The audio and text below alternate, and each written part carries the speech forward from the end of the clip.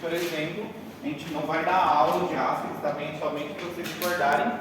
O ascaris lumbricoides justamente é um nemátodo, justamente. E aqui dentro desse nemátodo, justamente, ele é um dos principais do nosso meio, certo? E ele vem causando uma série de problemas para a gente. Observem justamente que aqui a gente tem algumas características do nosso ascaris lumbricoides. Por exemplo, observem que a gente tem um quadro de uma obstrução intestinal. Uma situação dessa, por exemplo, a gente observa uma imagem dessa, a gente pensa que algo pode ser algo incomum. Não, isso aqui é algo comum, muito comum no nosso meio. Até mesmo um quadro, por exemplo, onde a gente pode observar a presença justamente o quê? Aonde pode ter um procedimento cirúrgico e uma remoção de uma quantidade, ou seja, grande de ascaris lumbricoides. É comum chegar um paciente, justamente, principalmente criança, e levar justamente um litrinho, por exemplo, ou um frasquinho, uma garrafa de água. A criança acabou justamente em fazer a deposição, ou seja, e sair justamente pelo ânus, e a mãe ou o pai levar justamente na consulta justamente o parásito para você olhar justamente o que a criança acabou expelindo. Então a ascaris é muito comum no nosso meio também. É muito comum a gente encontrar justamente esses parásitos no nosso meio. E a gente saber tratar justamente esses parásitos é muito importante também, certo? E um dos que é mais comum no nosso meio é o ascaris lumbricoides, é muito comum. Também era conhecido como lombriga e como picha também. Antigamente, algumas pessoas, as pessoas, elas acabavam justamente o quê? Observem essas imagens. Por exemplo, antigamente algumas pessoas acabavam justamente o quê? Falecendo, e durante o enterro, ou seja, velar a pessoa, algumas pessoas acabavam durante o processo de cortejo, velando lá, algumas pessoas acabavam o quê? Saindo a lombriga, ou seja, o parásito, o verme justamente acabava saindo. Por quê? A pessoa faleceu, o parásito não tinha mais mantimento, não tinha oxigênio, não tinha mais nada, acabava saindo. Antigamente acontecia muito isso. Aqui nesse caso aqui é um caso, por exemplo, uma carga parasitária muito alta, então causou uma obstrução, e nesse caso aqui uma obstrução o quê? Por via aérea. Via aérea, e levou uma asfixia e a criança acabou vindo a óbito. Isso aqui é difícil? Não. Por quê? Porque o nosso parásito, por exemplo, o nosso ascaris, eu vou falar bem superficial, porque não é micro, tá bem? Somente para vocês se recordarem. O nosso ascaris, quando você entra em contato, a principal forma de contato é justamente o quê? Oral fecal.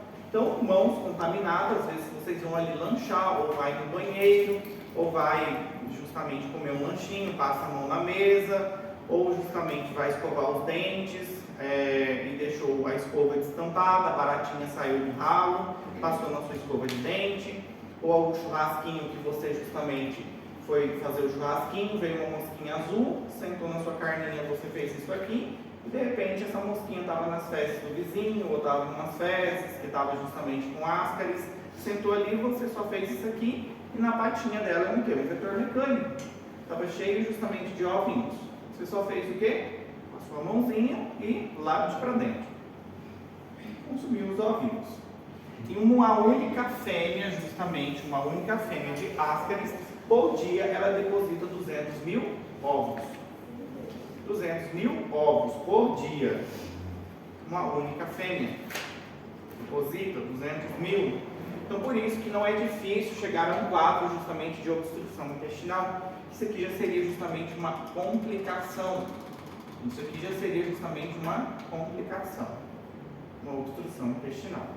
Então, isso aqui, uma obstrução justamente intestinal, seria já uma complicação que pode acontecer justamente o quê? Devido a uma ascaris lumbricoides, certo? O paciente pode ter uma complicação devido a uma ascaris lumbricoides. Outra complicação que o paciente pode ter, uma pancreatite, e essa pancreatite pode ser fulminante. Outra complicação que o paciente pode ter, uma apendicite. E outra complicação, uma obstrução de via aérea, que o paciente pode chegar a quê? Até mesmo uma asfixia. Isso é comum também acontecer.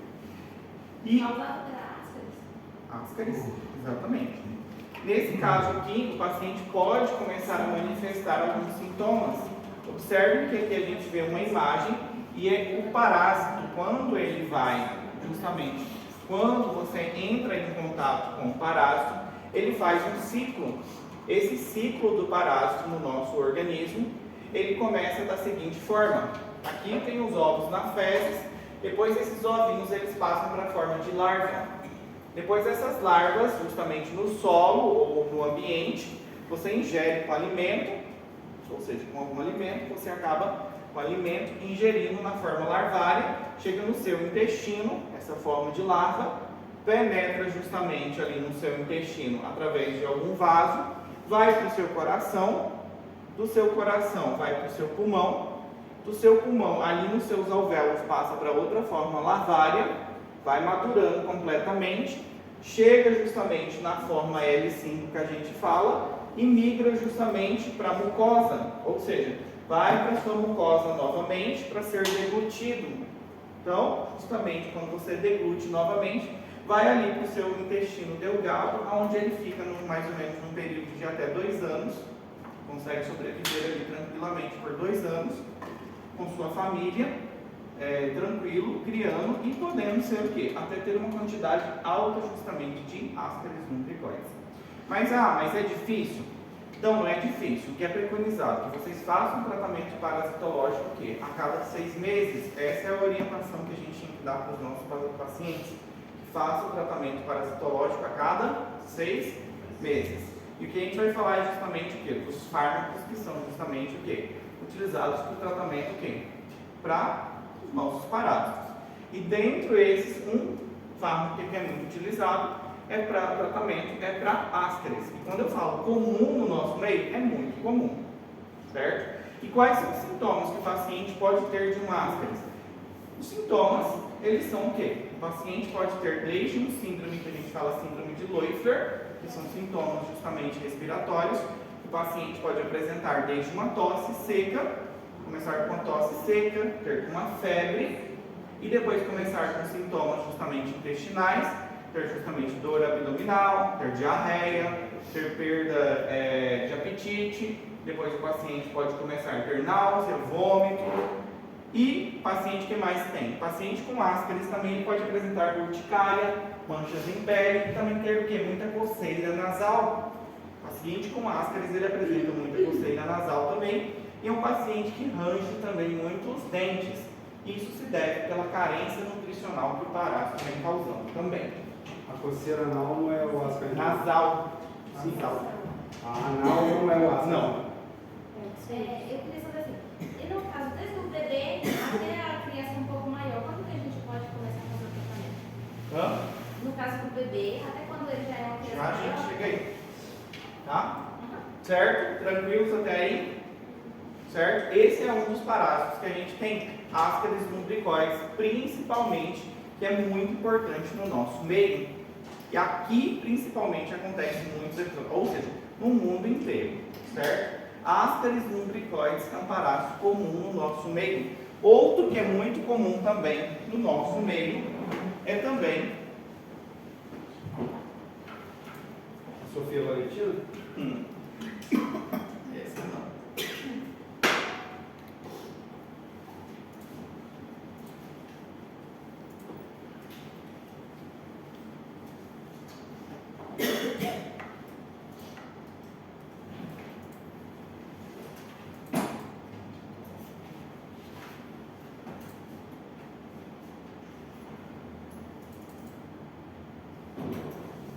Quando vocês tiveram micro, eu não sei quando vocês tiveram, eu acredito que faz muito tempo, vocês tiveram micro e vocês não vão ter mais micro, não vão ter mais contato com micro.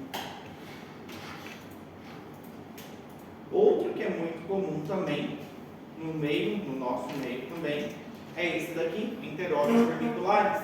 E a gente tem que saber tratar enteróbios vermiculares também. O enteróbios vermiculares também é conhecido como oxiúris. O enteróbios vermiculares é o que vem causando justamente a coceirinha anal, justamente prurido anal. Esse aqui, ele causa especificamente o sintoma que é específico, é a coceira anal. específico desse parásito é justamente o quê? A coceirinha. Esse aqui é o ovinho dele, certo? Mas o que ele causa justamente é a coceirinha, ou seja, o prurido anal.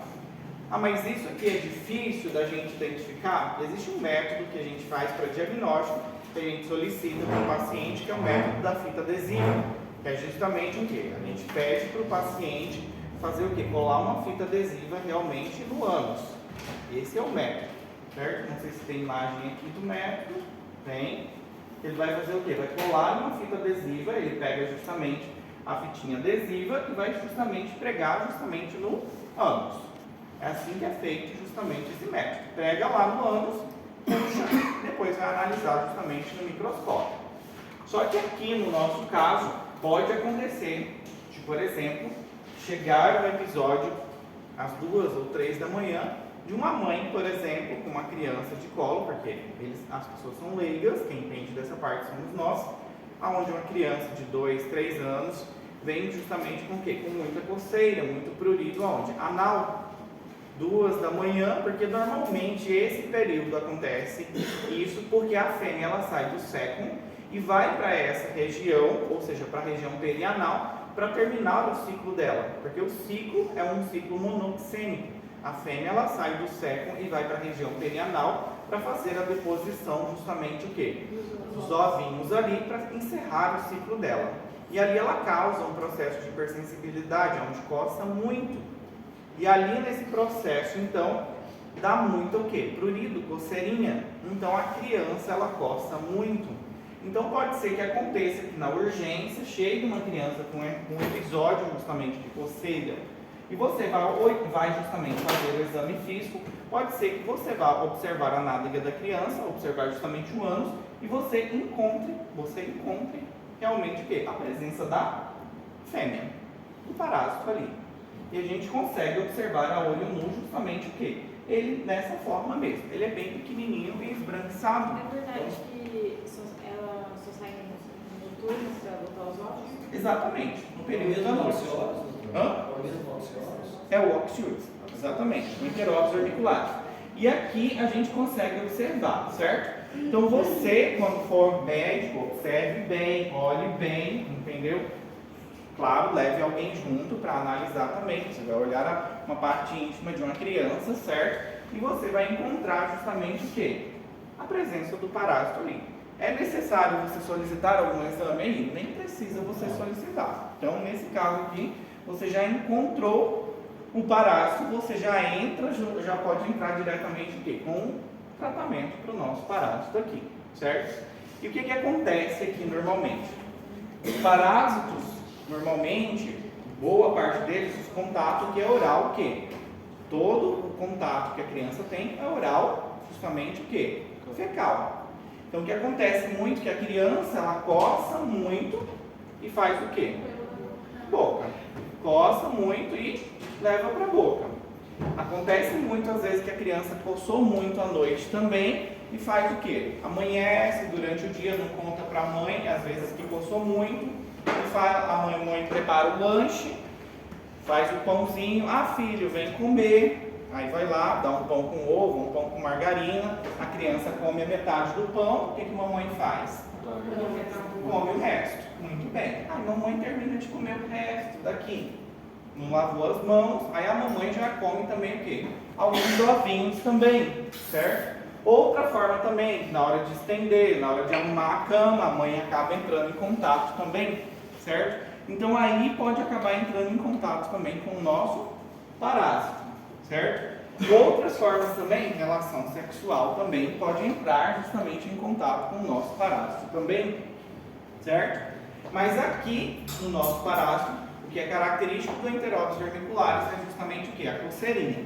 Em meninas, em crianças, pode justamente esse parásito sair daqui, em crianças e meninas, e ir para onde? Para a vagina, causar uma vaginite ou causar o que a gente também fala, justamente erotismo. Quando ele chega na vagina, ele pode causar uma estimulação na criança também. Certo? Outro que a gente tem também, que é muito conhecido, que também é comum no nosso meio também,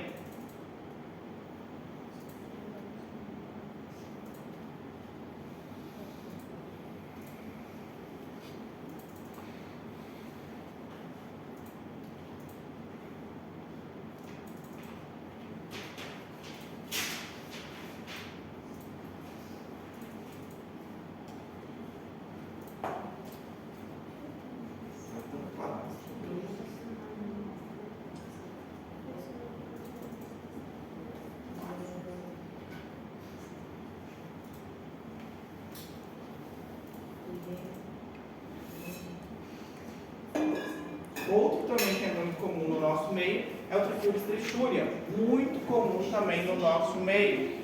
Esse aqui, justamente, ele vem causando sintomas que são inespecíficos. Ele não é, quando eu falo sintomas inespecíficos, é que não dá um sintoma característico, por exemplo, que tem o enteróbitos vermiculares, que é a coceirinha justamente aonde? Anal, certo? Trichuris trichuria, ele, por exemplo, o que é específico dele, por exemplo, é justamente isso, prolapso retal. Prolapso retal, esse aqui já é algo típico, um sintoma típico justamente do meu Trichuris trichuria. Observem que isso aqui já é completamente o quê? Um sintoma típico do meu Trichuris trichuria. O paciente ter um prolapso retal, sim, a gente pode observar a presença até do parásito na região do reto do meu paciente. E como chega justamente ao caso justamente de um prolapso retal? Nesse caso aqui, o paciente ele pode ter o quê? Nesse caso aqui, o parásito ele vem para a região do reto e ali ele pode causar o quê? Tenesmo. Ele começa a estimular as minhas terminações nervosas ali e provoca uma estimulação nervosa, ou seja, ele começa a estimular as minhas fibras nervosas, onde o paciente ele sente desejo de quê? De defecar. Ele tem desejo, mas ele não tem fezes.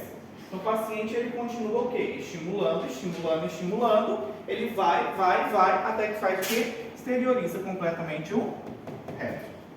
E chega uma situação aonde o quê? Você precisa trabalhar com o cirurgião novamente para fazer o quê? Para colocar novamente tudo o quê? O reto para dentro novamente. Certo? Então aqui, mas para chegar numa história ou para chegar num quadro justamente desse daqui, precisa o quê? Ter uma carga parasitária muito alta. Mas o que é característico justamente de Trichuris trichuria é o prolapso retal. Certo? Tranquilos até aí? É anormal isso daqui no nosso meio? Não muito comum.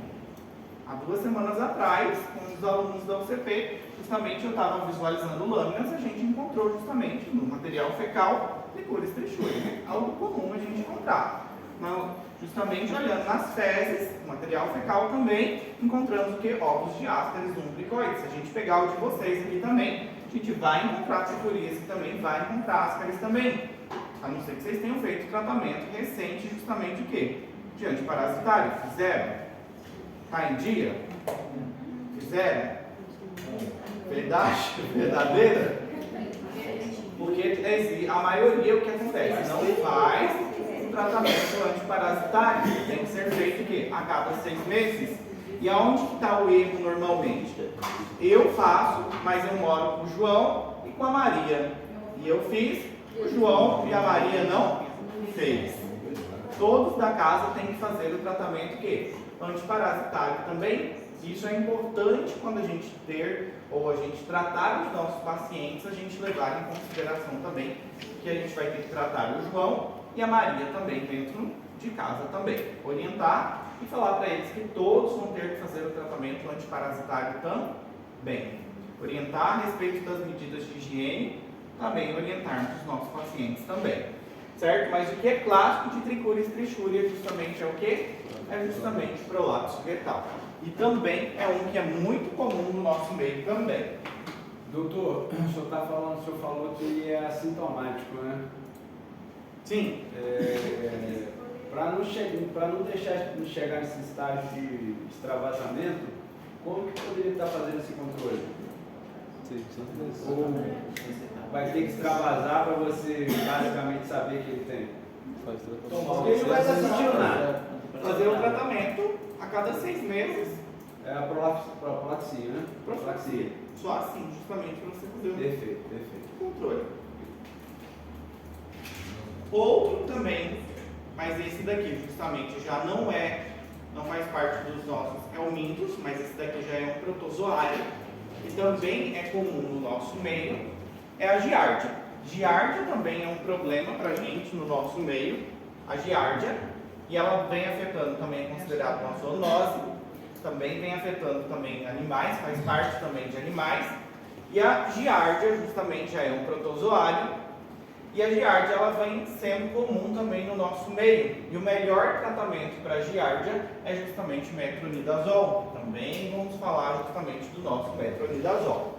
A forma que a pessoa ela entra em contato justamente com a giardia é justamente, existem duas formas aqui. Ela entra na forma de cisto ou de quiche, que a gente fala, e esse quiche chega lá no seu estômago, ele sofre a ação do seu ácido e da temperatura, ele passa por um processo de desencistamento e passa para a forma que a gente fala trofozoíta. Essa forma de trofozoíta aqui, ele começa então justamente por um processo de divisão binária e a multiplicar. E nesse processo aqui justamente, ele começa a aderir completamente no seu epitélio, ou seja, no seu epitélio, ou seja, nas suas microvilosidades intestinais. Aqui começa então um processo. Se recordam lá do seu epitélio intestinal, certo? Tem o epitélio intestinal de vocês e tem o que? As nossas microvilosidades. A giardia, depois que ela passa para a forma de trofozoito, ela vem justamente o que? Na forminha de trofozoito, ela vem e começa a se aderir completamente aqui nas suas microvilosidades. Ela possui o que a gente fala surco ventral e ela se fixa completamente aqui nas microvilosidades. Aqui no meu intestino, no meu duodeno, é onde acontece boa parte das minhas o quê? Absorção, principalmente do quê? Dos meus nutrientes, vitaminas, certo? Então chega aqui automaticamente no processo de absorção. O que ela faz? Ela faz como a gente consegue observar aqui na imagem. Ela forma como se fosse um tapete. Só que quando, exatamente, tampa completamente. Aqui ela começa justamente a causar, a liberar algumas enzimas. Essas enzimas elas começam a produzir um processo inflamatório. Começa a lesionar o meu epitélio. Aqui então começa a ter ação de quem? De dois anticorpos principalmente. Um que fica na minha mucosa, que é justamente o meu IgA, e outro que é do meu IgE. Então, justamente o meu IgA começa a ter ação aqui e o meu IgE começa a estimular os meus mastócitos. Os meus mastócitos começam a liberar justamente o que? Histamina. A histamina começa justamente o que? A aumentar a permeabilidade vascular e começa a causar o que? Uma vasodilatação. Meu paciente então começa a ter um processo que? Inflamatório. Por isso que um dos sintomas da giardia que o paciente começa a manifestar é justamente o que? Uma diarreia. Uma diarreia, e essa diarreia é justamente uma diarreia que tem uma característica de ser explosiva. E uma diarreia de coloração muito amarelada também. Por que amarelada? Porque observe que a giardia ela faz esse processo justamente no seu intestino. Forma justamente um tapete. E o que acontece com isso daqui? Quando ela forma esse tapete, ela faz com que justamente com que a diarreia, com que as fezes, ela faça o quê? A diarreia, ou seja, tudo que você consome, os seus nutrientes, passe direto, deslize. Então os lipídios, por isso que ela tem uma característica de ter esteatorreia.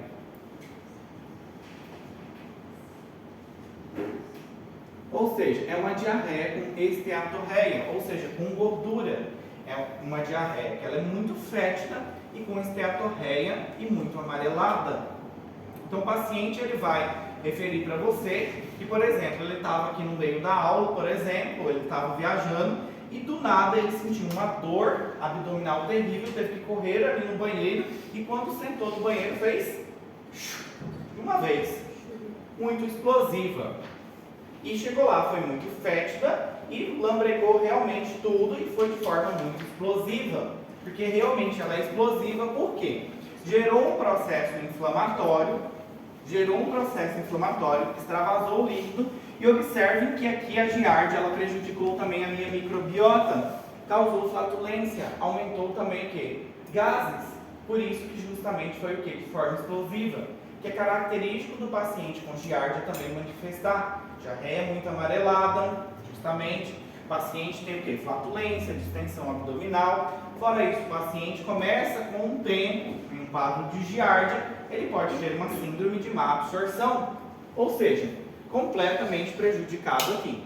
Todas as minhas vitaminas, todos os meus nutrientes ficam o quê? Completamente prejudicados por causa do meu protozoário. Certo? Tranquilos até aí? Certo? Então ela gera todo esse processo aqui e prejudica. Isso aqui é uma microscopia eletrônica. Giardia ele é bem bonitinho mesmo. Certo? E o melhor tratamento para giardia é o metronidazol.